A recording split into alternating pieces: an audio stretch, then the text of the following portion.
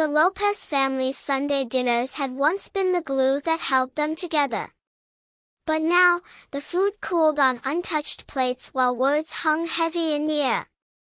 Elena, the eldest, sat stiffly across from her father, Luis. Her brother Mateo kept his eyes on his phone, the blue glow lighting up his clenched jaw. Their mother, Anna, moved between them with forced cheer, pouring water, offering more rice, pretending everything was fine. But Luis wasn't a man who tolerated silence. "Enough," he said, his voice breaking the quiet like glass. "We don't sit here like strangers. Elena, if you're hiding something, we deserve the truth." Elena's fork slipped from her hand. She stared at the chicken on her plate as though it might offer her a script. Finally, she said, "I didn't come home for school breaks because I couldn't afford it." Luis frowned. "What do you mean? You have a scholarship." She shook her head. "It doesn't cover everything. I dropped out last year. I've been working at a diner, trying to make rent. I didn't tell you because I didn't want to disappoint you." The confession hung in the air like smoke. Mateo finally looked up, his face twisting. "So while I've been drowning here, taking care of everything, you just disappeared?" His voice cracked with anger. "You left me to deal with Dad's temper and Mom's worrying alone." Anna reached for Mateo's hand, but he pulled it away.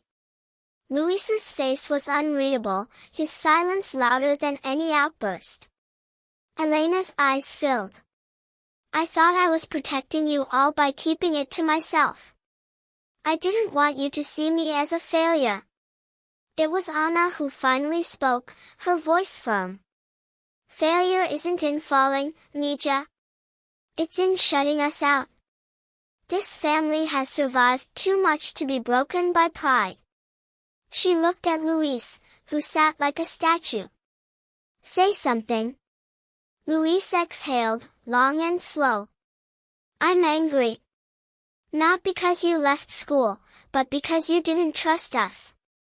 I would have worked 3 jobs if it meant you could stay. You should have told me." For the first time in months, Elena met her father's eyes.